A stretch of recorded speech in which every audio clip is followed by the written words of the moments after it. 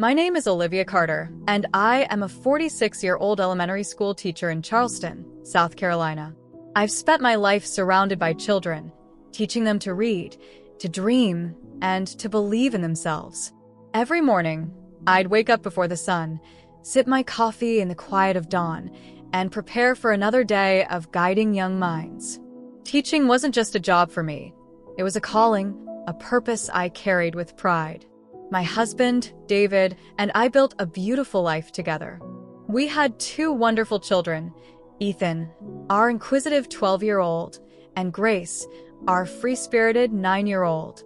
Our home was filled with laughter, the scent of fresh-baked cookies on weekends, and the soft glow of a fireplace that made the chilly nights feel warm. Life wasn't perfect, but it was ours. It was real. It was good. But something had been off for months. I had been feeling drained in ways I couldn't explain. It wasn't the usual exhaustion of long school days or the busyness of motherhood. This was different. It was as if a shadow had settled over me, draining my strength little by little. The doctors ran every test they could think of, blood work, scans, even heart monitoring, but nothing pointed to an answer. "You're just stressed, Olivia," they told me, smiling kindly as they handed me prescriptions I didn't need. "Maybe take some time for yourself." But how do you take time for yourself when your entire life is built on being there for others? On the night of August 4th, 2020, the weight of that exhaustion pressed down heavier than ever. I remember sitting on the couch, a warm cup of chamomile tea in my hands, listening to David tell me about his day. The kids were in the next room, giggling about something on the TV. It was an ordinary night, like so many others. And then, without warning, everything changed. The room started spinning. My vision blurred. A sharp, searing pain shot through my chest, and suddenly, I couldn't breathe. My tea slipped from my fingers, shattering against the hardwood floor, and a strangled gasp escaped my lips. "Olivia." David's voice was distant, frantic, as if he were shouting through water. I tried to speak, to tell him something, anything, but the world was slipping away too fast. My body felt impossibly heavy, like I was sinking into the earth itself. Then, just as quickly as the panic set in, everything faded to black. Silence. Stillness. A weightless emptiness that defied every law of existence. I wasn't in my body anymore. I wasn't anywhere. Yet somehow I was more aware than I had ever been. Before we go any further, I want to take a moment to invite you to be part of something truly special. In every video, we send a heartfelt message to those who comment their name and city below. It's our way of bringing us closer, of making sure you know that your presence here matters.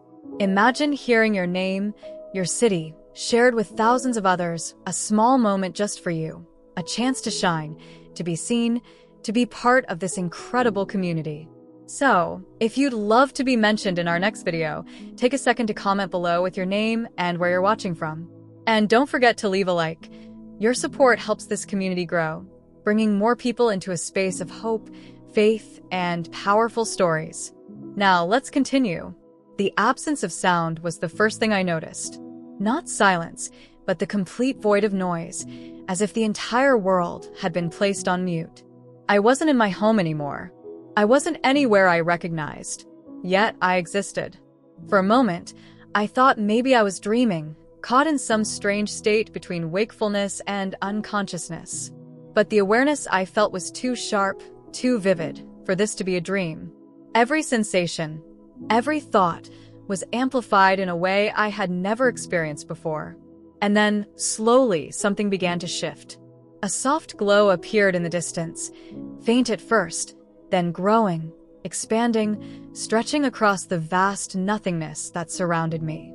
It wasn't like any light I had ever seen. It wasn't harsh or blinding. It was warm, golden, as if it carried within it the very essence of peace. As the light grew, so did an overwhelming sense of stillness. It was not emptiness, nor loneliness, but a fullness, a completeness, that wrapped around me like the gentlest embrace. Then in an instant the light opened. No, it wasn't light at all. It was a gateway. And through it, I saw something that made my breath, if I had breath, catch in my throat. I was standing at the edge of a vast, radiant space, unlike anything I had ever imagined. The very air shimmered, infused with hues of gold and white, as if the light itself were alive. Everything seemed to pulse with an energy that was both powerful and tender, as though the space itself was breathing in perfect harmony with something greater.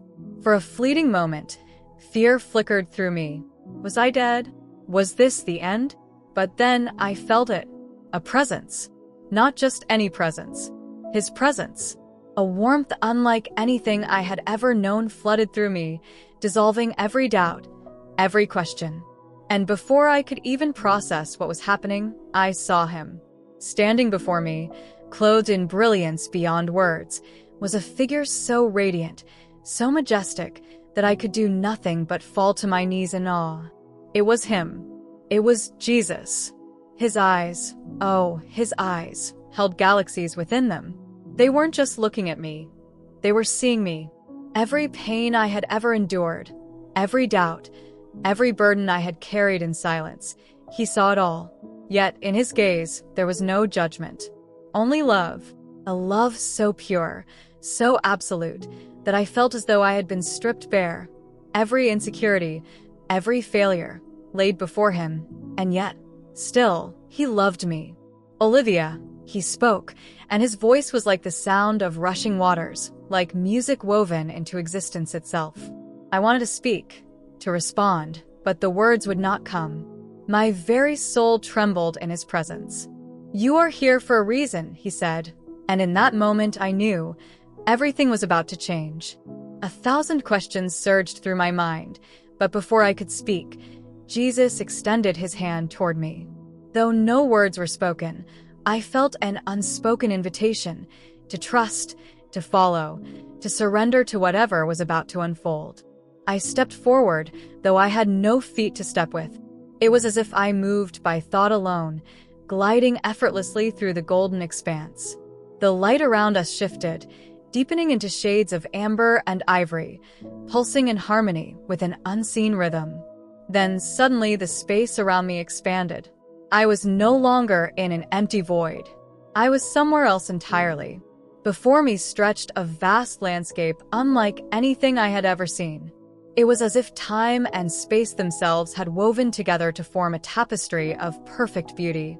Rolling hills of luminous gold stretched toward an endless horizon, while towering trees stood like sentinels, their leaves shimmering as though each one held a fragment of the stars.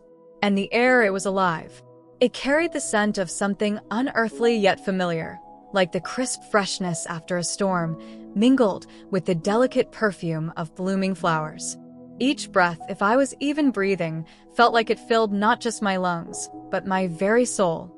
This was not Earth, and yet it was more real than anything I had ever known. As I took in the breathtaking expanse before me, Jesus walked beside me, his presence radiating a peace that surpassed all understanding. Olivia, he said, his voice a melody that wrapped around me like a gentle current.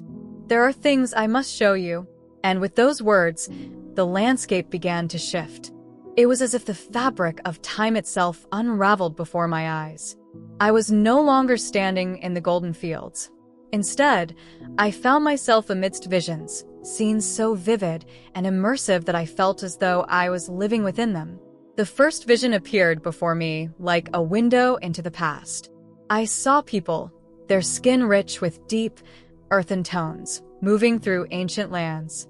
Their garments were woven with intricate patterns, their faces marked by wisdom and resilience. They walked with purpose, carrying with them a history that pulsed with divine intention. These are the children of Ham, Jesus said. I turned to him, my mind racing. I had heard the story of Ham before. Who hadn't? I had grown up in church, where whispers of the so-called curse of Ham had been passed down for generations. It was a story used to justify so much inequality, division, suffering. But now, standing in this sacred place, I felt a truth stirring within me, unraveling everything I had ever been told. The world has misunderstood, Jesus said, and his words rang with an authority that left no room for doubt. The curse was never upon a people, It was upon a man's disobedience. And yet, through centuries, mankind has twisted my truth, using it to oppress rather than uplift. My heart pounded. I watched as the vision shifted again, revealing a grand kingdom, one of towering pyramids, flowing rivers, and brilliant temples bathed in golden light. People moved through the streets, their eyes filled with knowledge, their hands skilled in craftsmanship, their voices carrying the songs of generations. These are the descendants of Cush, Jesus continued, a people blessed with wisdom, strength, and divine purpose. Tears welled in my eyes as I realized what I was seeing. These were not cursed people. These were people of might, of innovation, of deep spiritual connection. Yet, through the centuries, the world had buried their story, replacing it with falsehoods meant to diminish their light. The weight of it settled on my soul like a heavy rain. How much had been lost? How many had been led to believe a lie? I turned to Jesus, my voice trembling. "Why are you showing me this?" He looked at me, his gaze filled with a depth of love I could hardly comprehend. "Because it is time," he said. "Time for the truth to be known." And with those words, the vision continued, revealing more than I was ever prepared to see. The visions continued, unfolding like a tapestry woven with strands of forgotten history. Each moment I witnessed felt more profound, more urgent, as if the weight of centuries was pressing upon me all at once. I saw the lands of ancient Cush, the rivers of Ethiopia, the towering splendor of Egypt, not as mere locations on a map, but as living, breathing testaments to a divine heritage. These were not just civilizations. They were sacred legacies, formed by the hands of those who walked with wisdom and strength, who carried within them the imprint of the Creator himself. The air around us shimmered as Jesus led me through time itself, his voice steady, filled with truth. "Olivia, for too long, my children have believed a lie," he said, his eyes reflecting the sorrow of ages past. "They have been told they are lesser, that they are forgotten, that their story is one of shame. But the truth is written in the very foundation of the world. They were never cursed. They were chosen." I felt my heart clench. "But why has this been hidden?" I asked, my voice barely more than a whisper. "Why would the world twist something so sacred?" Jesus turned toward me, and in his gaze, I saw the depths of human history, the rise and fall of empires, the battles waged not with swords, but with deception, the deliberate reshaping of narratives to fit the desires of those who sought power. "Because darkness fears the light," he said, "and truth, when revealed, has the power to break chains that have held generations captive." As he spoke, the vision shifted again. I saw ships crossing vast oceans, their hulls filled with men, women, and children torn from their lands. I saw their hands bound, their voices silenced, their identities stripped away like autumn leaves scattered in the wind. But even in their suffering, something remained, an ember that could not be extinguished. Faith, strength, A connection to the divine that no chains could sever. "They carried me with them," Jesus said, his voice both sorrowful and resolute. "Even when they were told they had no worth, I whispered to their souls, 'You are mine.' Even when they were denied their names, I called them by their true identity. Even in the depths of their suffering, I was with them." Tears streamed down my face as I watched generations of pain unfold before me. Yet, amidst the sorrow, there was something else, a light, a resilience, a spirit that had endured through it all. "They survived," I whispered. Jesus nodded. "And now, they must remember." A new vision appeared, this time filled with faces I recognized, leaders, dreamers, warriors of faith who had stood against injustice, who had fought not just for themselves, but for the generations yet to come. "You see," Jesus said, "this is not a story of brokenness. It is a story of triumph. The time has come for the truth to rise, for my children to see themselves as I have always seen them, beloved, powerful, and anointed for a greater purpose." A deep sense of urgency filled my soul. I had spent my life searching for meaning, for clarity, for understanding. And now, standing in the presence of Jesus, I realized the truth had been there all along, written in the blood, in the prayers, in the unwavering faith of those who came before. As I turned to him, ready to ask what came next, the vision around us began to fade. But one thing remained, the certainty that what I had seen, what I had learned, could not be kept to myself. The world needed to know. Before we continue this journey, I want to take a moment to invite you to be part of something special. Every video, we send a heartfelt shout out to those who comment their name and city below. Imagine hearing your name spoken in front of thousands of people, a moment just for you, where your presence is acknowledged and celebrated. It's a small way of bringing us all closer, of reminding each other that we are connected in this incredible journey of faith and discovery. So, if you'd love to be featured in our next video, comment below with your name and where you're watching from. And don't forget to leave a like. Your support helps grow this community and ensures that more people can hear these powerful messages of truth and faith. Now, let's continue. As the golden expanse around me faded, I felt as though something within me had shifted. Something fundamental, something irreversible. The weight of what I had seen pressed against my soul, not as a burden, but as a responsibility. Jesus stood before me, his expression filled with love, yet there was something else, something I hadn't seen before. A quiet urgency. "You have been shown these truths for a reason, Olivia," he said, his voice both gentle and unwavering. "This is not just for you. It is for the world." A shiver ran through me, not from fear, but from the sheer gravity of his words. "I don't understand," I whispered. "What can I do? I am just one person." Jesus reached out, and the moment his hand touched mine, another vision burst into existence. I saw people, millions of them, walking through life carrying invisible chains. They weren't bound by iron, but by something even stronger: lies, shame, and the weight of a history that had been rewritten to keep them from knowing their true worth. I saw young children with eyes full of questions, elders whose spirits carried the stories of generations, and men and women who longed for something more, something they couldn't name. "You must tell them," Jesus said. I turned to him, my chest tightening. "Tell them what?" "The truth," he answered. As he spoke, another vision unfolded before me. I saw people awakening, their eyes widening as if they had been asleep for lifetimes. I saw voices rising, hands lifting, burdens falling away as the truth of their divine heritage was restored to them. They were no longer bound, no longer silent, no longer hidden. "They need to know who they are," Jesus continued. "They need to remember. And I have chosen you to carry this message." Tears blurred my vision. "Why me?" I asked, my voice barely audible. Jesus smiled, and in that moment, I understood. He wasn't choosing me because I was the most qualified, the most knowledgeable, or the strongest.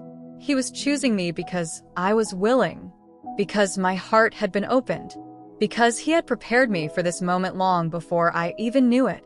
I felt a deep warmth bloom in my chest, a knowing that settled into my very bones.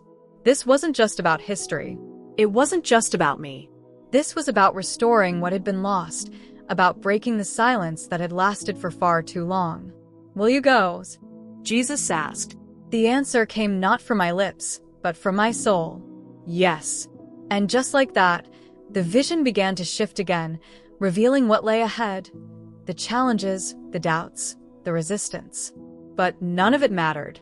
Because once you see the truth, you cannot unsee it. Once you are called, you cannot turn away. And I had been called. The moment I accepted the mission, I felt something shift within me, a force, a purpose, a fire that had not been there before. It wasn't just knowledge I had received. It was a responsibility. The golden landscape around me began to dissolve, and I found myself standing in what felt like the center of the universe. Above me stretched an endless expanse of stars, twinkling like divine embers, each one holding a story, a destiny. I turned to Jesus, my heart both steady and trembling. "How will I do this?" I asked. "How can I carry something so immense?" He looked at me with a love so deep that it unraveled every doubt before it could take root. "You will not do this alone," he said. "You never have and you never will." As he spoke, the stars above us began to move, aligning into constellations I didn't recognize but somehow understood. They weren't just stars. They were lives connected through time, through faith, through the undeniable truth that we are all woven together in something greater than ourselves. "This is bigger than you, Olivia," Jesus continued. "This is the work of generations. What you carry is not just your burden. It is the light passed from those who came before, and it will be carried by those who come after." I felt tears slip down my cheeks as the weight of his words settled into me. This wasn't just about my story. It was about the stories of those who had suffered, those who had fought, those who had prayed for a truth they never got to see fully revealed. "I'm afraid," I admitted. Jesus smiled. "That is how you know it is real." I let out a breath, one I hadn't realized I was holding. Fear, I realized, wasn't the absence of faith. It was the feeling of stepping into something greater than yourself, trusting that the path will unfold even when you cannot see it. And then I saw it, a vision of the world as it could be. People waking up, lifting each other up, finding their strength in the truth instead of the lies they had been fed for centuries. A world where unity wasn't just a word but a reality, where faith and identity intertwined in a way that healed instead of divided. It was beautiful, and it was possible. I turned back to Jesus, my soul no longer questioning. "I will go," I said. "I will speak." His smile deepened, as if he had known all along. "Then go, Olivia," he said, his voice both a blessing and a command. "Go, and let the world remember." The light around us flared, a brilliance so powerful it consumed everything. I felt myself being pulled, weightless, as if I was being carried back. And then, before we move to the final chapter of this incredible journey, I want to take a moment to speak from the heart. This channel, this community, exists because of people like you, people searching for truth, for connection, for something deeper. We don't make money doing this. We share these stories because we believe in them, because we know how powerful they can be in bringing people together. And if you feel the same way, if this message has touched you, one of the greatest ways you can support us is by simply subscribing to the channel and leaving a like. It may seem like a small thing, but it makes a huge difference. It helps us reach more people, grow this community, and continue sharing messages of faith, hope, and truth. So, if you haven't yet, take a second to hit that subscribe button and give this video a like. You're not just supporting a channel, you're becoming part of a movement, a family, a mission bigger than all of us. Now, let's move forward. The final chapter awaits. The moment my soul returned to my body, I felt an overwhelming force surge through me. A gasp tore from my lips as I woke, my lungs burning as if they had been starved of air for an eternity. The harsh, sterile light of the hospital room flooded my vision, and I heard the muffled sound of monitors beeping wildly. Then voices. "She's back," someone shouted. I blinked, my mind struggling to catch up with what had just happened.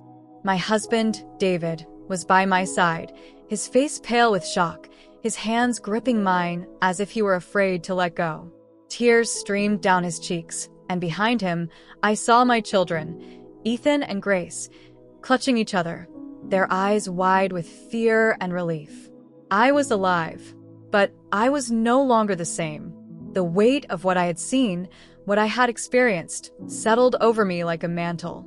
I could still feel the presence of Jesus, the echo of his words reverberating in my soul. The truth he had shown me could not remain hidden. "Olivia, we thought we lost you," David whispered, pressing his forehead to mine. For 12 minutes, I had been gone. 12 minutes that had changed everything. I tried to explain, but how could I possibly put into words something so divine, so beyond human comprehension? How could I make them understand that I had walked in the presence of Jesus, that I had seen the history of a people rewritten before my very eyes, that I had been called to share the truth? It would take time. But I knew, deep within me, that I had to speak. Over the following weeks, I began to share my story. At first, it was only to close friends and family. Some listened with awe, while others looked at me with skepticism, struggling to comprehend. But the more I spoke, the more I saw something remarkable, people awakening, realizing that they had always been part of something greater than they had been told. And then the most unexpected thing happened. People started coming to me, strangers, distant acquaintances, even those who had doubted at first. They wanted to hear more. They wanted to know who they truly were. The truth had begun to spread. It was no longer just my mission. It belonged to all of us. And so, I stand here now, speaking to you, knowing that you are part of this journey too. This is not just my story. This is our story. And the time to remember is now. Before you go, I want you to know that this is just the beginning. There is so much more waiting to be revealed, and I don't want you to miss what comes next.